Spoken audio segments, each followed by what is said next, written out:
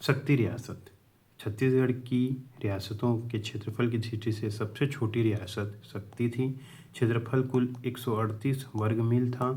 जनसंख्या 1901 की जनगणना के अनुसार 22,501 थी। रियासत के संस्थापक हरि और गुजर नामक दो राजगोड़ थे। गुजर अविवाहित था, अतः हरि की संतान ही यहाँ के राजा बने।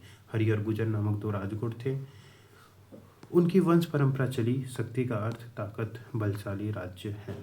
कहावत प्रचलित है कि एक समय वर्तमान 1925 ईस्वी राजा के पूर्ण पुरुषों में से किसी एक ने शिकार खेलते समय देखा कि एक हिरन उनके शिकारी कुत्ते का पीछा कर रहा है। इस घटना से उन्होंने इस भूमि को शक्तिशाली समझकर इसका नाम शक्ति रख दिया। शक्ति का अपभ्रंश शक्ति हो गया। 21 डिग्री 55 मिनट से 22 डिग्री 21 मिनट उत्तरी अक्षांश और 82 डिग्री 45 मिनट से 83 डिग्री 2 मिनट पूर्वीय देशांश के मध्य स्थित है।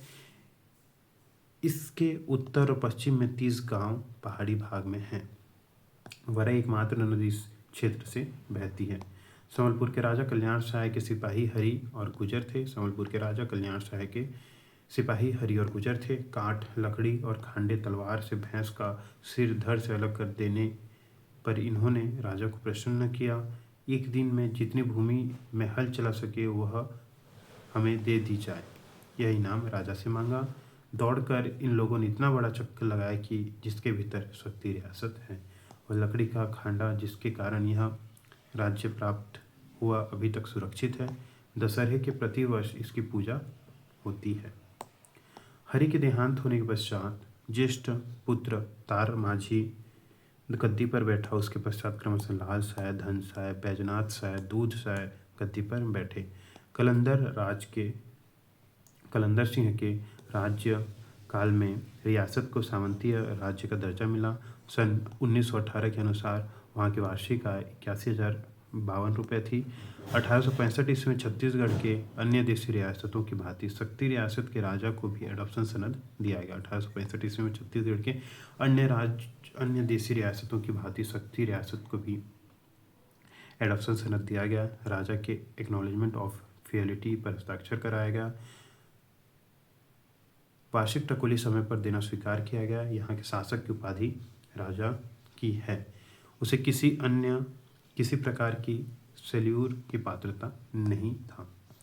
जुलाई 1914 में लीलाधर सिंह शक्ति के राजा बने। शक्ति रियासत के राजाओं में योग्यता, प्रतिभा व महत्वाकांक्षा में लीलाधर अग्रगण्य है। 3 जून 1929 को उन्हें राजा बहादुर की मानद उपाधि दी गई। शक्ति के भारत संघ में विलय पत्र पर लीलाधर के ही हस्ताक्षर हैं। 34 वर्षों का उनका शासनकाल चर्चित रहा है। पुरातत्व की दृष्टि से शक्ति रियासत स्थित गुंजी गांव महत्वपूर्ण है। शक्ति नगर से 14 मील दूर दामोदरहा नामक जलकुंड है। यहीं पर शिलालेख है। प्रथम ईस्वी सदी की पाली भाषा में लिखा है। गुंजी को ऋषभ तीर्थ के रूप में मान्यता दी गई है। कवर्धा रियासत। कवर्धा का शुद्ध रूप है कबीर धाम। कबीर साहब के प्रधान शिष्य धर्मदास के वंशजों की गद्दी रही है। इसी कारण कबीरपंथियों को यह तीर्थ स्थान माना जाता है। 21 डिग्री 50 मिनट से 22 डिग्री 30 मिनट उत्तरी और 80 डिग्री 50 मिनट से 81 डिग्री 26 मिनट देशांश के मध्य यह रियासत स्थित था।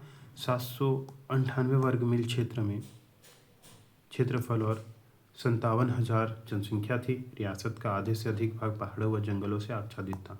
कवर्धा रियासत में कवर्धा के राजा मंडला के राजवंश से अपना संबंध बताते हैं। पंडरिया के जमींदार से भी इनके निकट पारिवारिक संबंध थे। सागर व मंडला के राजा के मध्य लड़ाई हुई। पंडरिया की ओर से महाबली सिंह मंडला राजा की सहायता के लिए गए। उन्हें सन 1760 ईस्वी में कवर्धा पर अधिकार कर दिया। एक अन्य विवरण के अनुसार महाबली सिंह ने कवर्धा राज्य की प्राप्ति भोसला राजा रघुजी के सैनिक सेवकों के सेवा के बदले प्राप्त की थी। महाबली सिंह का शासन दीर्घकालीन था। 50 वर्ष तक उसने शासन किया। उसका पुत्र उजियार सिंह राजा हुआ। उसने भी 76 वर्षों का दीर्घकालीन शासन भोग किया। 1849 ईस्वी में उसकी मृत्यु हुई। राजा बहादुर सिंह के काल में कवर्धा को सामंती राज्य का दर्जा मिला। यहाँ के राजाओं की वंशानुगत पदवी ठाकुर की है। 1865 में कवर्धा राजा को एडॉप्शन सनद प्राप्त हुआ। राजा से एक्नॉलेजमेंट ऑफ फियलिटी प्राप्त किया गया। 1908 में रियासत के लिए वार्षिक टकोली 32,000 रुपये निर्धारित की गई, बाद में इसे घटाकर 3,000 रुपये किया गया। 20 वर्षों के लिए निर्धारित किया गया था। 1947 में भारत संघ में विलय के समय कवर्धा के राजा धर्मराज सिंह थे। कवर्धा में प्रसिद्ध भूरम देव का मंदिर, जो स्थापत्य का प्राचीनतम दोनों दृष्टियों से महत्वपूर्ण है। कवर्धा के जंगलों में साल वृक्ष प्राप्त होता है। छुई खदान रियासत। छुई खदान रियासत 21 डिग्री 30 मिनट से 21 डिग्री 38 मिनट उत्तरी और 80 डिग्री 53 मिनट से 81 डिग्री 71 मिनट पूर्वी देशांश के मध्य स्थित था। 154 वर्ग मील क्षेत्रफल था। छुई नामक मिट्टी के खदान होने के कारण रियासत का नाम छुई खदान पड़ा। रियासत के प्राचीन इतिहास के बारे में स्पष्ट जानकारी नहीं मिलती। 1750 ईस्वी में कोडका जागीर के रूप में महंत रूपदास को भोसले राजा ने सौंपा। 1780 में महंत तुलसीदास को भोसले राज में सनद दिया गया। महंत लक्ष्मण दास को 1865 ईस्वी में सामंतीय राजा के रूप में मान्यता दी गई।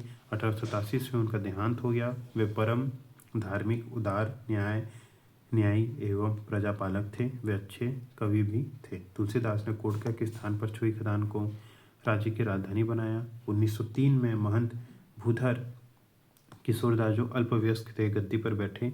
अप्रैल 1891 में जम्मे भूधर की शिक्षा राजकुमार कॉलेज में हुई। 1910 ईस्वी में शिक्षा समाप्त कर वे रियासत लौटे। उसी वर्ष उनका विवाह हुआ। इन लोगों की पुश्तैनी उपाधि महंत की है। रियासत की औसत आय 1 लाख रुपए वार्षिक थी। रियासत के प्रमुख को एडॉप्शन सनद दिया गया था और बदले में एक्नॉलेजमेंट ऑफ फियलिटी लिया गया था।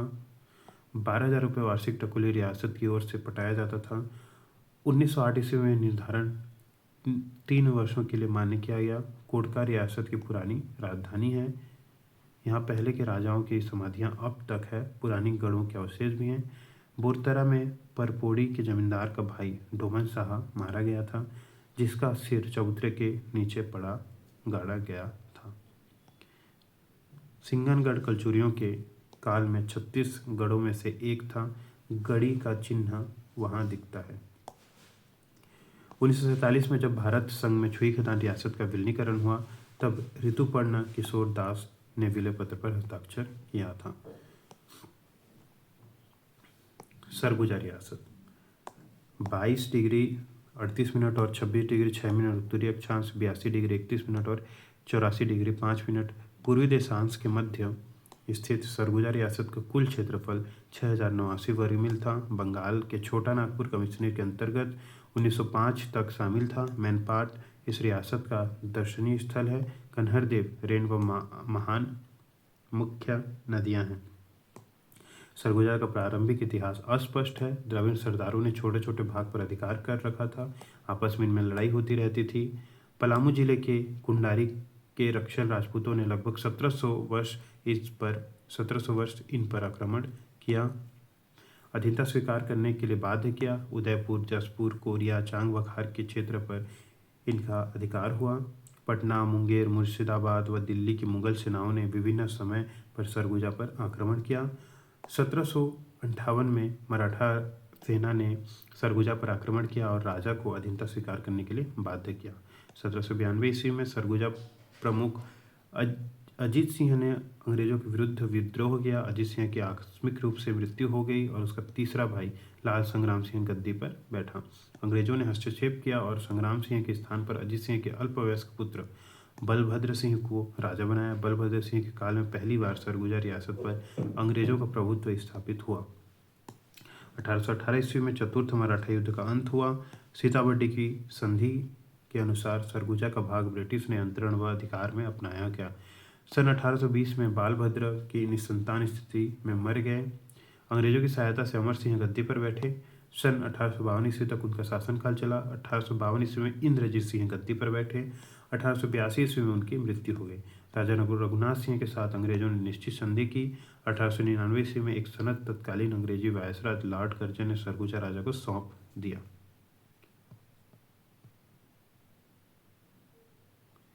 सामंत राजा के रूप में मान्यता दी गई। इन्हीं के काल में बंगाल प्रांत से हटकर सरगुजा को सेंट्रल प्रोविंस के अंतर्गत लाया गया। 23 सितंबर 1905 को वायसराय लॉर्ड मिंटो ने नया सनद प्रदान किया।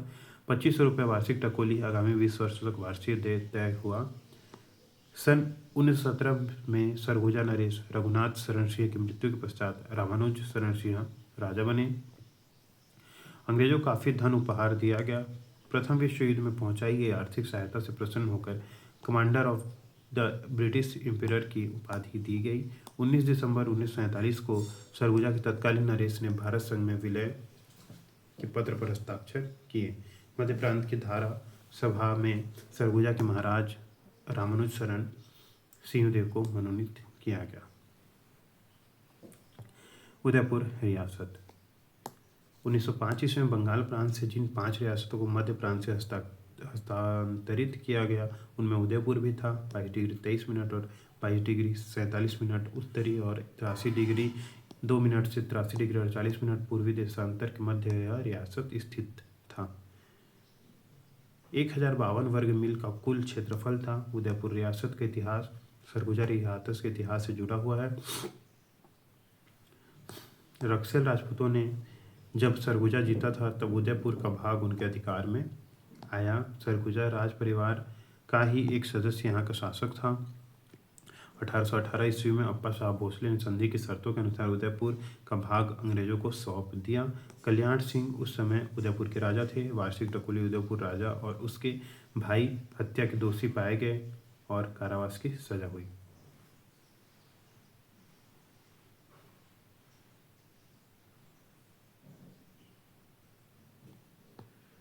1857-58 में विद्रोह में उदयपुर के राज परिवार ने अंग्रेजों के विरुद्ध विद्रोह किया। कल्याण सिंह, शिवराज सिंह और धीरज सिंह रांची जेल से छुटकारा पाकर अपने रियासत में आए और कुछ समय के लिए आधिपत्य स्थापित किया।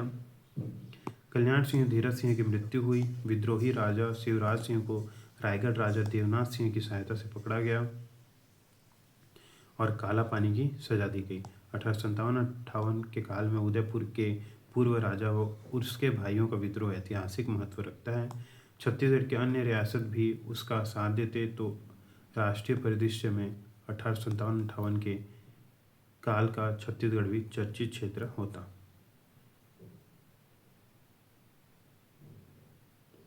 दुर्भाग्यवश ऐसा नहीं हुआ।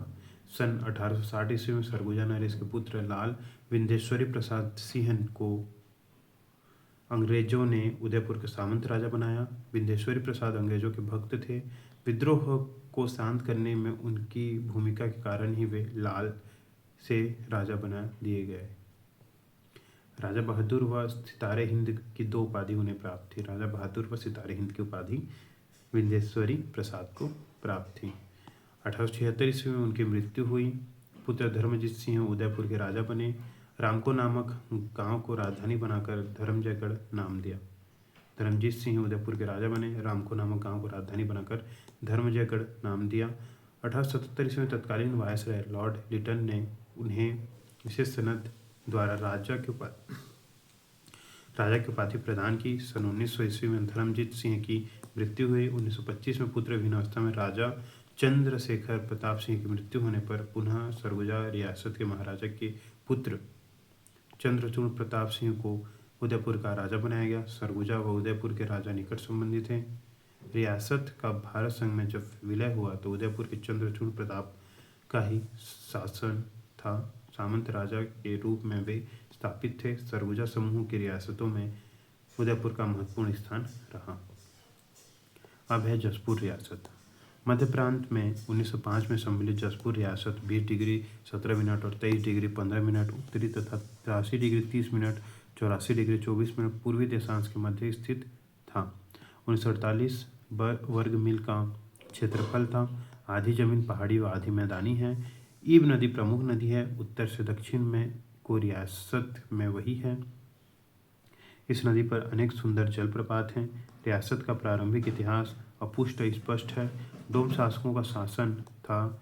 रायमान नाम डोम राजा को परास्त कर सुजान राय ने क्षेत्र जीता। उसी के वंशज जसपुर के में 1947 तक राज करते थे। खुरिया क्षेत्र में जेम राजा को जन सहयोग से सुजान राय ने हराया और मार डाला। नागपुर के भोसले राजा के अधीनस्थ हुए। जसपुर रियासत टकोले के रूप में 21 भैंस देता था। 1818 में अप्पा साहब से संधि के फलस्वरूप अंग्रेजों को इस क्षेत्र पर अधिकार मिला। स्वतंत्र रियासत के रूप में जसपुर को मान्यता दी गई। 1899 से 1250 रुपये वार्षिक टकोली आधार निर्धारित की गई। 1862 ईस्वी के आसपास राजा द्वारा मृत्युदंड देने का अधिकार को समाप्त कर दिया गया। 1908 ईस्वी में रियासत की कुल आय 96,687 रुपये थी। भू राजस्व के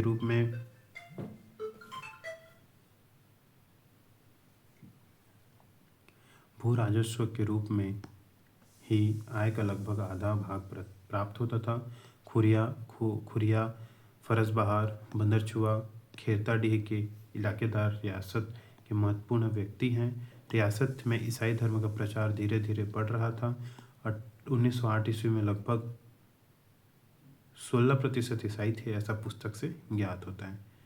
1813 ईस्वी से 1850 ईस्वी तक राम सिंह यहाँ के संस्थापक थे, यहाँ के शासक थे। उनका पुत्र प्रताप नारायण देव भी लगभग 50 वर्षों तक शासन किया। चेचक से उनकी मृत्यु अप्रैल 1900 ईस्वी में हुई। विष्णु प्रसाद को राजा बहादुर की उपाधि दी गई। रियासत में उपद्रव होने पर विष्णु प्रसाद को हटाकर डायरेक्टर मैनेजमेंट में रियासत को लिया गया। दिसंबर 1947 ईस्वी को भारत संघ में विलय पत्र पर विजय भूषण सिंह ने हस्ताक्षर किए। जसपुर रियासत में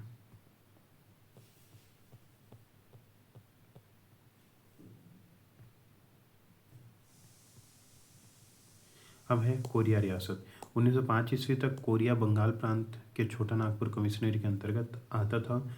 उसके बाद से मध्य प्रांत में सम्मिलित किया गया। 20 डिग्री 56 मिनट और 23 डिग्री 48 मिनट उत्तरी अक्षांश और 81 डिग्री 56 मिनट और 82 डिग्री 47 पूर्वी देशांश के मध्य स्थित इस रियासत का कुल क्षेत्रफल 1631 वर्ग मील था। सोनहट पहले राजधानी थी, फिर 1908 ईस्वी के आसपास बैकुंठपुर को राजधानी बनाया गया। कोरिया रियासत का प्रारंभिक इतिहास अपुष्ट स्पष्ट है। कोरियागढ़ में कोल राजा रहता था। 1800 वर्ष पूर्व राजा धारमल ने उन्हें परास्त किया। इसी धारमल शाह के वंशज कोरिया में 1947 तक शासन कर रहे थे। 1818 ईस्वी में मराठा युद्ध के पश्चात अप्पा साहब ने कोरिया क्षेत्र अंग्रेजों को सौंपा। तत्कालीन कोरिया नरेश गरीब सिंह ने 24 दिसंबर 1819 को एक कबूलियत लिखकर अंग्रेजों की संप्रभुता स्वीकार की। वार्षिक टकोली 400 रुपये देना स्वीकार किया। गरीब सिंह 1818 से 1848 ईस्वी तक यहाँ के राजा रहे। उसके पश्चात अमोल सिंह राजा हुए। 3 जनवरी 1848 को नया समझौता किया गया, मगर अंग्रेजों ने टकोली की राशि में कोई परिवर्तन नहीं किया। अमोल सिंह 1848 से 1876 तक तथा प्राण सिंह 1876 से 1897 ईस्वी तक राजा रहे। प्राण सिंह की संतान नहीं थी, अतः निकट संबंधी शिव मंगल सिंह राजा बनाए गए। 1899 ईस्वी में राजा को नया सनद दिया गया। 500 रुपये वार्षिक टकोली वार्षिक राशि स्वीकार की गई। यह समझौता आगामी 20 वर्षों तक लागू होना था। 1808 ईस्वी में रियासत की आय 38,170 रुपये थी। वन से सर्वाधिक 20,188 रुपये की आय हुई। सन 1909 ईस्वी में शिव मंगल सिंह की मृत्यु के पश्चात अल्पवयस्क पुत्र रामानुज प्रताप सिंह राजा बनाए गए। 1909 से 1924 ईस्वी तक रियासत डायरेक्ट मैनेजमेंट में रहा। दीवान शासन भार संभालते रहे।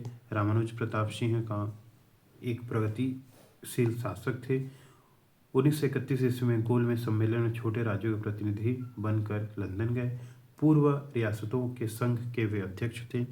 भारत संघ में विलय पत्र पर इन्होंने ही हस्ताक्षर किया। द्विवेदी युगीन कवि पंडित सुखलाल पांडे ने कोरिया रियासत और वहाँ के राजा के बारे में लिखा है। वन जंगल के घिरी हुई कोरिया रियासत। राजधानी के भव्य भाल है सौल सम्मुत। रामानुज प्रताप सिंह जो महाराज हैं, वर शासक हैं किए ब्रजोपति के सुकाज हैं। निर्भर जल झंझर शब्द कर दिखते सुभग महान हैं। द्विजम धूप वृंद संग गा रहे मानो नृप यस गान है। अब है चांद बखार रियासत। चांद बखार रियासत 23 डिग्री 29 मिनट से 23 डिग्री 55 मिनट उत्तरी और 81 डिग्री 35 मिनट और 82 डिग्री 21 मिनट से पूर्वी देशांश के मध्य स्थित था। 1904 वर्ग मील का कुल क्षेत्रफल था। 1905 तक यह बंगाल के छोटा नागपुर कमिश्नर के अंतर्गत आता था। इस तिथि में यह सीपी का भाग बना। रियासत की राजधानी भरतपुर थी। चांगबकार रियासत का संबंध कोरिया राज परिवार से था। 1819 ईस्वी में जब रियासत सीधे अंग्रेजों के संप्रभुत्व में आया तब एक समझौता किया गया। एक नए रियासत के रूप में इसे बाद में मान्यता दी गई। जगजीत सिंह जमींदार के रूप में 1819 में समझौता करते हैं। सन 1848 ईस्वी में भैया की उपाधि यहाँ के जमींदारों को दी गई। बलभद्र सिंह 1876 से 1896 ईस्वी तक, मानवीर सिंह 1896 से 1932 ईस्वी कोरिया के सामंत राज्य थे। भैया बलभद्र सिंह की मृत्यु 1896 ईस्वी में हुई। अल्पवयस्क महावीर सिंह जो बलभद्र के भतीजे थे गद्दी पर बैठाए गए। लाल बजरंग सिंह राजा की ओर से राजकाज देखते थे। 15 अप्रैल 1900 ईस्वी को बालिग होने पर महावीर सिंह को राजाधिकार मिला। 1899 ईस्वी में पहला सनद राजा को दिया गया। राजा के रूप में मान्यता दी गई। 387 रुपये वार्षिक टकोली निर्धारित की गई। राजा को सोना, चांदी, कोयला, हीरा खदानों पर कोई अधिकार नहीं दिया गया। ये अधिकार ब्रिटिश सरकार ने अपने पास रखे। राजा को कोरिया के वनों से हाथी पकड़ने का अधिकार विशेष छूट के रूप में दिया गया। सन 1932 ईस्वी में महावीर सिंह की मृत्यु हुई। गोद लिए गए बालक कृष्ण प्रताप सिंह को उत्तराधिकार मिला। 1932 से 1944 तक रियासत कोर्ट ऑफ राडार था। 4 मई 1944 को कृष्ण प्रताप सिंह को राज्याधिकार प्रशासनिक अधिकार सौंपा गया। चांग बखार के भारत संघ में विलय पत्र पर दीवान ने 3 दिन 1947 को राजा से हस्ताक्षर लिए। यह है छत्तीसगढ़ के रियासतें।